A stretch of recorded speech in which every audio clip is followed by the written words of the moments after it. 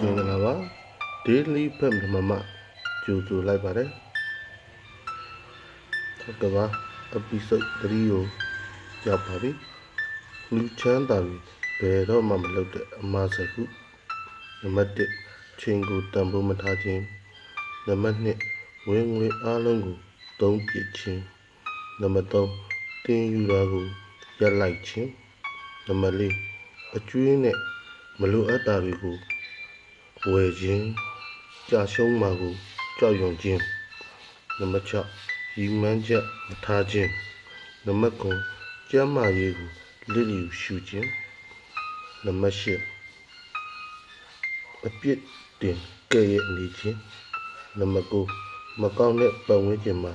ရှင်သန်နေခြင်းနံပါတ်10အစမှာစပြီးတော့အလယ်မှာလက်လျှော့လိုက်ခြင်းလောကကြီးမှာလူတိုင်းကချမ်းသာခြင်းကြပါတယ်ဘယ်သူမှဆင်းရဲခြင်းတယ်လို့မပြောပါဘူးဘယ်သူမှအခက်ခဲတွေနဲ့တဘဝလုံးဖြတ်သန်းခြင်းကြတာမဟုတ်ပါဘူးဒါပေမဲ့မေးတာတစ်ခုရှိလာပါတယ်ဘာကြောင့်လူတချို့ကတစ်နှစ်ထက်တစ်နှစ်တိုးတက်လာပြီးလူတချို့ကတော့နှစ်တွေကြာလာပေမဲ့နေရာတစ်ခုတည်းမှာပဲရပ်နေကြတာလေအဖြေကကံတရားတစ်ခုတည်းမဟုတ်ပါဘူးအောင်မြင်သူနဲ့မအောင်မြင်သူတို့ကြားထဲမှာအကြီးမားဆုံးကွာခြားချက်ကနေ့စဉ်လှုပ်ဆောင်နေတဲ့အလေးကျင့်တွေအတွေးအမြင်တွေ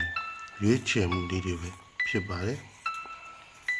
ဒီနေ့ကျွန်တော်တို့ပြောမယ့်အကြောင်းအရာကတော့လူချမ်းသာတွေ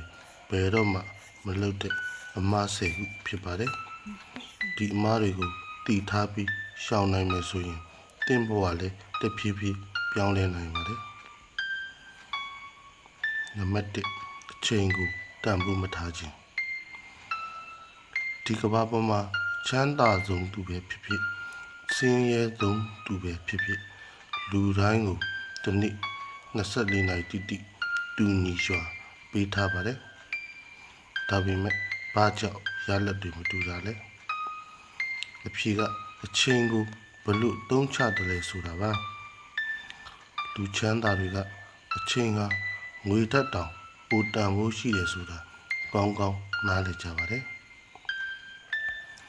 ငွေဆုံးရှုံးရင်ပြန်ရှာလို့ရတယ်ဒါပေမဲ့ကုန်ဆုံးသွားတဲ့အချိန်ကိုတော့ဘယ်တော့မှပြန်မရနိုင်ပါဘူးဒီနေ့တနာရီကိုအကျိုးမရှိပဲဖြုံလိုက်ရင်အဲ့ဒီတနာရီကဘဝတွေကအပြီးပိုင်ပျောက်ပြတ်သွားတာပါပဲလူတချို့ကအိယာထတာနဲ့ဖုန်းကိုကောက်ကြည့်ကြတယ်လူမှုကွန်ရက်တွေကိုကြောင်းမဲ့ကြည့်ရင်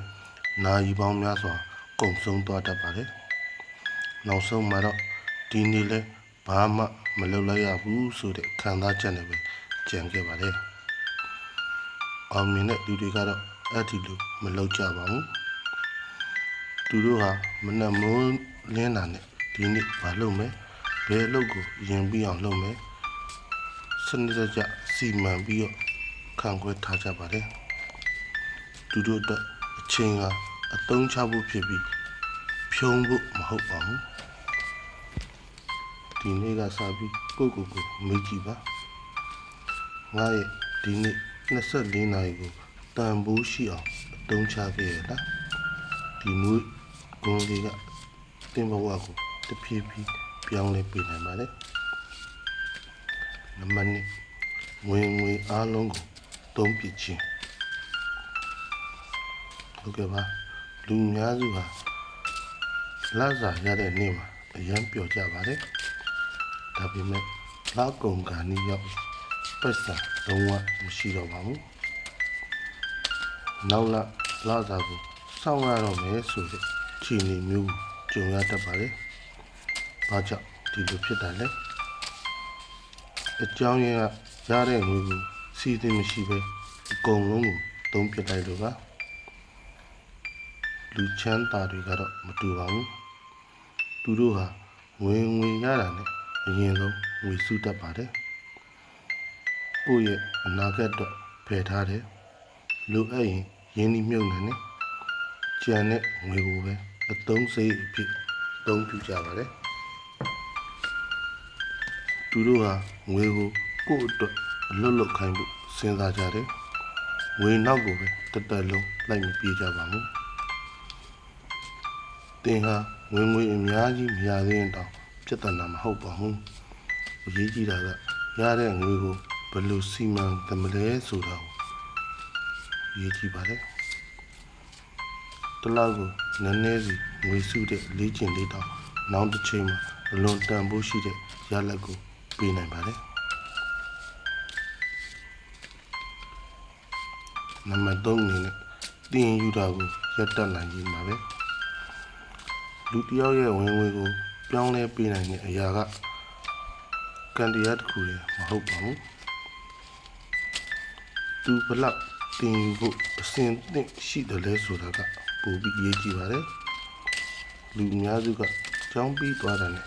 တင်ယူခြင်းလည်းပြီးသွားပြီလို့ထင်ကြပါတယ်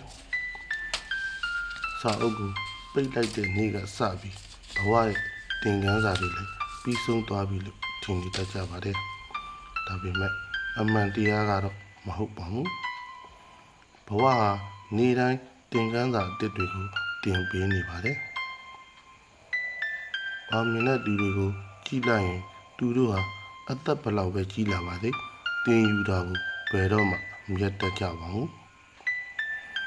စာအုပ်တွေကိုဖတ်ကြတယ်အတွေ့အကြုံရှိတဲ့သူတွေရဲ့အကြံဉာဏ်ကိုနားထောင်ကြတယ်အမှားလုပ်မိရင်လည်းအဲ့ဒီအမှားတွေကတင်ကန်းစာကိုရှာယူကြတယ်သူတို့တည်ထားတာကဒီနေ့တည်ထားတဲ့အသိပညာကမနှက်ဖန်ရဲ့အခွင့်အရေးဖြစ်လာနိုင်တယ်ဆိုတာပါဒီနေ့ကို10မိနစ်ပဲစာဖတ်ဖြစ်ရင်တောင်တစ်နှစ်ကြာတဲ့အခါတင်မသိခဲ့တဲ့အရာတွေအများကြီးတင်သိလာပါလိမ့်မယ်လူတစ်ယောက်ရဲ့ဘဝကိုပြောင်းလဲပေးတာကတည့်ရထင်းနဲ့မဟုတ်ပါဘူးနေ့တိုင်းနည်းနည်းစီတင်ယူတဲ့အလေးချင်းကသာနှစ်တွေကြာလာတဲ့အခါဘဝကိုပြောင်းလဲပေးဖြစ်ပါတယ်ဒါကြောင့်ဒီနေ့ကစပြီးကိုအရင်မေးကြည့်ပါဒီနေ့ငါအတစ်တစ်ခုတင်ယူခဲ့တယ်လားဒီမိကွန်းလေးကတင့်ကိုနေတိုင်းတိုးတက်အောင်တွန်းပို့ပေးနေပါလေအကျွေးတွေနဲ့မလိုအပ်တာတွေကိုဝယ်ယူခြင်းနမလီနေနေရတော့ဒီနေ့ခေတ်မှာပစ္စည်းတစ်ခုခုဝယ်ယူဖို့ရမ်းလွယ်လာပါတယ်ဖုန်းသက်ပေါ်လာရင်ဝယ်ခြင်းနဲ့ကားတဲ့အမြင်လိုချင်တယ်ဝါစာတဲ့ထွက်လာရင်မရှိမဖြစ်လိုအပ်တယ်လို့ခံစားရတယ်ဒါပေမဲ့မေးစရာတစ်ခုရှိပါတယ်အဲ့ဒီပစ္စည်းကတကယ်လိုအပ်လို့လားဒါမှမဟုတ်ခဏတာစိတ်ကြည်နှံ့မှုတော့လားလူချမ်းသာတွေကဝယ်ကန်နေတိုင်းဒီမိကုန်းကိုအရင်မေးတတ်ကြပါတယ်သူတို့ဟာအရာဝတ္ထုတွေကိုမလိုအပ်ပဲမဝယ်ကြပါဘူးတချို့လူတွေကတော့မရှိသေးတဲ့ပတ်စံကိုအကျွေးယူပြီးသုံးကြပါတယ်အစာပိုင်းမှာအဆင်ပြေတယ်လို့ထင်ရပေမဲ့နောက်ပိုင်းမှာအကျွေးကဖိအားတစ်ခုဖြစ်လာပါတယ်အဲ့ဒီဖိအားကစိတ်ဖိစီးမှုကိုဖြစ်စေတယ်စိတ်ဖိစီးမှုကဆုံးဖြတ်ချက်တွေကိုမှားယွင်းစေတယ်ဒီလိုနဲ့ဘဝကပို့ပြီးခက်ခဲလာပါတယ်အောင်မြင်တဲ့သူတွေကတော့လိုချင်တာနဲ့လိုအပ်တာကိုကွဲပြားသိကြပါတယ်သူတို့ဟာခဏတာစိတ်ပျော်ဖို့တဲ့ရေရှည်လုံခြုံမှုကိုပိုရွေးချယ်ကြပါတယ်တခုခုဝယ်ကန်ဒီတိုင်းငါဒီပစ္စည်း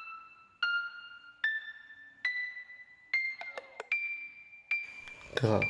ငါဘဝကိုတကယ်တိုးတက်စေမှာလားလို့ကိုမိတတ်ကြပါတယ်အဲ့ဒီမျိုးနေ့ကမလိုအပ်တဲ့အတုံးစိတ်တွေကိုနံပါတ်5ရှော့ချပေးကြာရှုံးမှကိုကြောက်ပြီးမစတင်ရခြင်းလူတော်တော်များများမှာတူညီတဲ့ပြဿနာတစ်ခုရှိပါတယ်အဲ့ဒါကတော့မအောင်မြင်ရင်ဘယ်လိုလုပ်မလဲဆိုတဲ့အတွေ့ပါဒီအတွေ့ကလူတစ်ယောက်ရဲ့အိမ်မက်ကိုမစတင်ကြတဲ့ကရပ်တန့်သွားစေပါတယ်တကယ်တော့လူချမ်းသာတွေဟာကြာရှုံးခြင်းကိုမကြောက်ကြပါဘူးသူတို့ကြောက်တာကတသက်လုံးမကြိုးစားပဲနေရမှာကိုပဲကြောက်ကြတာပါက လေးတယောက်လမ်းလျှောက်တင်တဲ့အချိန်ကိုစဉ်းစားကြည့်ပါသူကတခါတည်းလမ်းလျှောက်သွားတတ်တာမဟုတ်ပါဘူးလဲကြတယ်ပြန်ထတယ်နောက်တစ်ခါထပ်လျှောက်တယ်ဒီလိုနဲ့ပဲလမ်းလျှောက်တက်လာတာဖြစ်ပါတယ်ဘဝလည်းဒီလိုပါပဲကြာရှုံးမှုတစ်ခုတိုင်းကသင်ကိုသင်ခန်းစာတစ်ခုပေးပါတယ်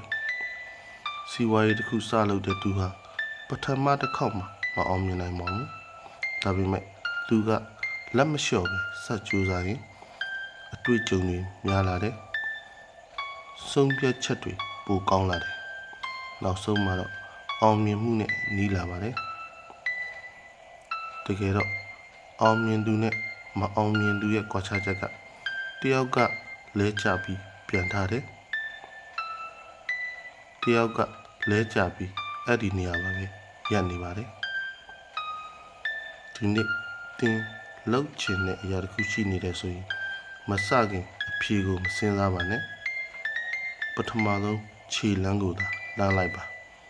လမ်းကြောင်းကရှေ့ဆက်ရှောင်ရှင်းလာပါလိမ့်မယ်နံပါတ်6ရီမှန်းချက်မရှိပဲနေထိုင်ခြင်း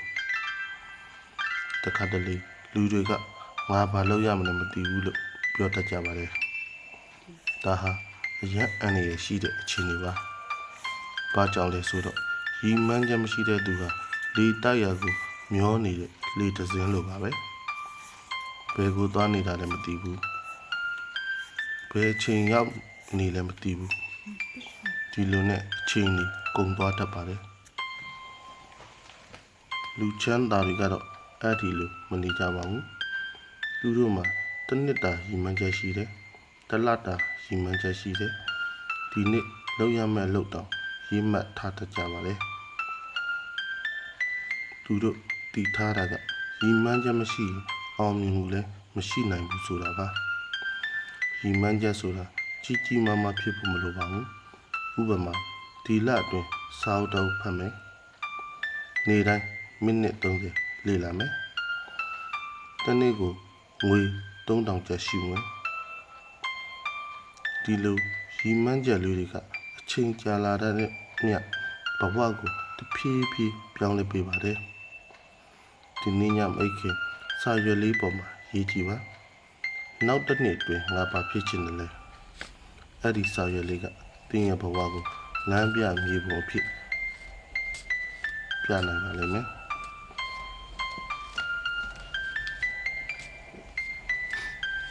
မကွန်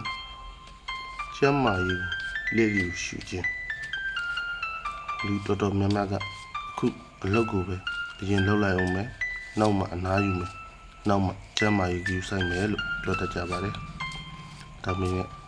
ဘဝဆိုတာနောက်မှဆိုတဲ့စကားကိုအမြဲစောင့်မနေပါဘူးကျမ်းမာရေးပြတ်သွားတဲ့ချိန်မှာငွေတွေရှိနေရင်တော့အဲ့ဒီကျမ်းမာရေးကိုချက်ချင်းပြန်ဝင်လို့မရနိုင်ပါဘူးလူချမ်းသာတွေကဒီအချက်ကိုကောင်းကောင်းနားလည်ထားကြပါလေသူတို့ဟာငွေရှာဖို့ကြိုးစားတယ်လို့ကိုယ်ခန္ဓာကိုယ်ကိုလည်းဂရုစိုက်ကြပါတယ်အေးရွာဝအိတ်တယ်ရေများများတောက်တယ်လေ့ကျင့်ခန်းပုံမှန်လုပ်တယ်စိတ်ဖိစီးမှုကိုလည်းတတ်နိုင်သမျှရှော့ချဖို့ကြိုးစားတယ်ဘာကြောင့်လဲဆိုတော့ခန္ဓာကိုယ်ဟာလူတစ်ယောက်ရဲ့အရေးကြီးဆုံးရင်းနှီးမြှုပ်နှံမှုဖြစ်လို့ပါကာတစီပျက်စီးသွားရင်အသက်ဝယ်လို့ရပါတယ်ဖုံးပြတ်သွားရင်လည်းအသက်လဲလို့ရပါတယ်ဒါပေမဲ့ဒီဘဝမှာကိုယ်ခန္ဓာကိုယ်ကအသက်လဲလို့မရပါဘူးဒါကြောင့်တစ်နေ့ကိုမိနစ်20လောက်လမ်းလျှောက်တာပဲဖြစ်ဖြစ်အိတ်ချိန်မအောင်လောက်တာပဲဖြစ်ဖြစ်အစားအသောက်ကိုနည်းနည်းကူးစိုက်တာပဲဖြစ်ဖြစ်ဒီအလေးကျွန်းတွေကနာဂတ်မှာအလွန်တန်ဖိုးရှိတဲ့အကျိုးကျေးဇူးကိုတော့ပြန်လည်ပေးအပ်ပါလိမ့်မယ်တကယ်တော့ကျမ်းမာရေးကောင်းခြင်းကငွေနဲ့ဝယ်လို့မရတဲ့အကြီးမားဆုံးချမ်းသာမှုတစ်ခုဖြစ်ပါတယ်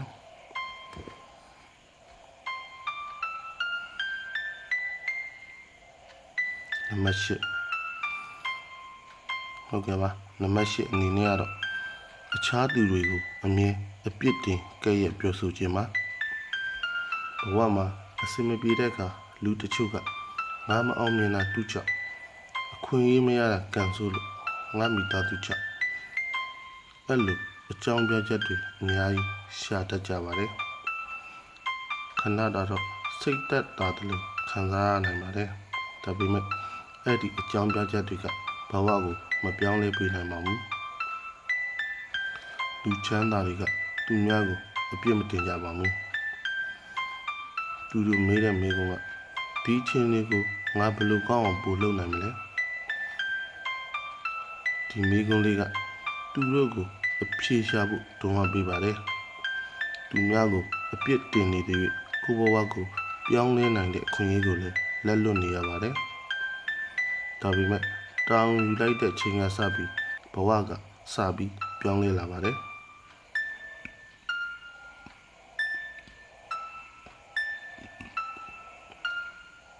ဒီနေ့တင့်မှာပြဿနာတစ်ခုခုရှိနေရင်အရင်ဆုံးကိုဒီလိုမေးကြည့်ပါဒီအချိန်ကိုပြောင်းလဲဖို့ငါဘာလုပ်နိုင်တယ်လဲဒီမိကွန်းရဲ့အဖြေကိုရှာတဲ့သူကတဖြည်းဖြည်းနဲ့အောင်မြင်မှုစီနီးလာပါလိမ့်မယ်အောင်မြင်သူဆိုတာပြဿနာမရှိတဲ့သူမဟုတ်ပါဘူးပြဿနာကိုရင်ဆိုင်ရတဲ့သူဖြေရှင်းဖို့ကြိုးစားတဲ့သူအမှားကနေသင်ယူတဲ့သူအဲ့ဒီလိုလူတွေကသာနောက်ဆုံးမှာကိုလိုချင်တဲ့ဘဝကိုတည်ဆောက်နိုင်ကြတာဖြစ်ပါတယ်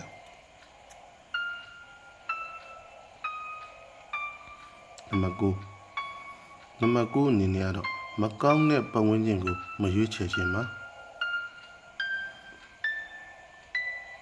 လူတယောက်ရဲ့ဘဝကိုပြောင်းလဲစေတဲ့ຢာတွေထဲမှာပတ်ဝန်းကျင်ဟာအရေးကြီးဆုံးຢာတစ်ခုဖြစ်ပါတယ်တငယ်ချင်းကောင်းရင်လူကောင်းဖြစ်မယ်ဆိုတဲ့စကားကိုကြားဘူးကြားမှာပါအဲ့ဒီစကားဟာအတိတ်ပဲအများကြီးရှိပါတယ်တင်းအချိန်များဆုံးဖြတ်သန်းနေတဲ့လူ9ယောက်ရဲ့အတွေးမြင်အလေးကျင့်တဲ့နေထိုင်ပုံတွေကတင့်အပေါ်တက်ရောက်မှုရှိပါတယ်အမြဲတမ်းမျောလင်းချက်မရှိတဲ့စကားတွေပြောနေတဲ့သူတွေနဲ့နေနေရင်တဖြည်းဖြည်းတင်လဲအဲ့ဒီလိုပဲတွေးတတ်လာပါလိမ့်မယ်ဒါပေမဲ့ကြိုးစားနေတဲ့သူတွေစာဖတ်တဲ့သူတွေတင်ယူနေတဲ့သူတွေနဲ့နီးစပ်လာရင်တင်လဲမတိလိုက်ခင်မှာပဲပိုကောင်းတဲ့အလေးချင်းတွေရလာပါလိမ့်မယ်လူချမ်းသာတွေဟာသူတို့ရဲ့အချိန်နဲ့စိတ်ဆွမ်းအင်ကိုရော့ကျစေမဲ့ပတ်ဝန်းကျင်ကိုရှောင်ကြပါတယ်အဲ့ဒီအစားသူတို့ကိုပိုတိုးတက်စေမဲ့လူတွေနဲ့အချိန်ကုန်ဆုံးတတ်ကြပါတယ်ဒါကြောင့်ဒီနေ့ကိုမေးကြည့်ပါငါနဲ့နီးစပ်တဲ့လူတွေကငါ့ကိုရှေ့တိုးအောင်တွန်းဖို့နေလားဒါမှမဟုတ်နောက်ကိုဆွဲချနေလားဒီမေးခွန်းရဲ့အဖြေကတင့်အနာဂတ်ကိုပြောင်းလဲနိုင်ပါတယ်နံပါတ်10အစာပိုင်းမှာစခဲ့ပြီးတော့လမ်းအလယ်လက်မှာလက်လျှော့လိုက်ခြင်းပါဘဝမှာခက်ခဲတွေမရှိတဲ့သူဆိုတာမရှိပါဘူးတချို့လူတွေကတခါရှုံးနိမ့်လိုက်တာနဲ့ငါမလုံနိုင်တော့ဘူးလို့ဆုံးဖြတ်လိုက်ကြပါတယ်ဒါပေမဲ့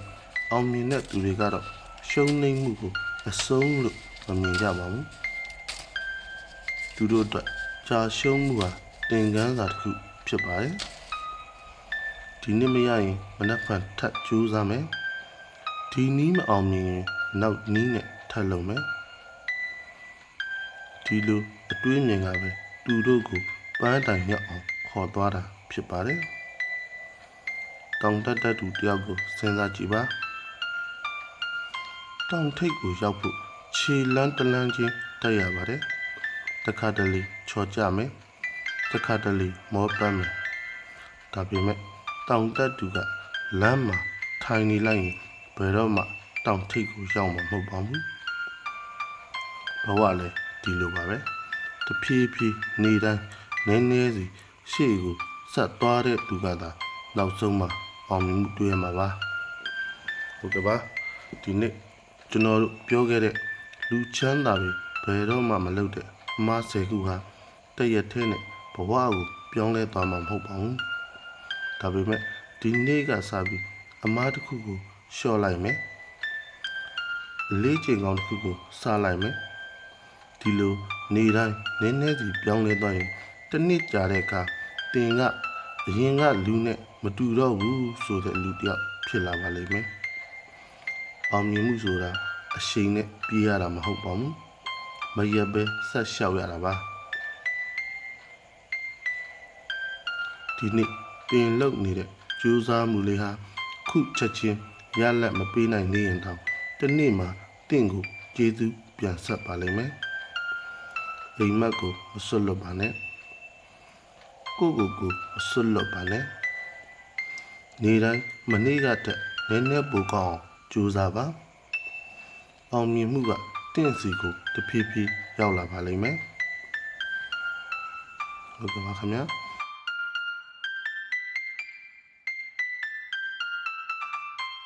Daily Fan မြန်မာကိုအဆုံးထိကြည့်ပေးတဲ့အတွက်ကျေးဇူးတူတင်ရှိပါတယ်။နောက် episode ဒီမှာလည်းတင်ပေါ်အတွက်အသုံးဝင်မဲ့အကြောင်းအရာတွေနဲ့ပြန်လည်တွေ့ဆုံပါမယ်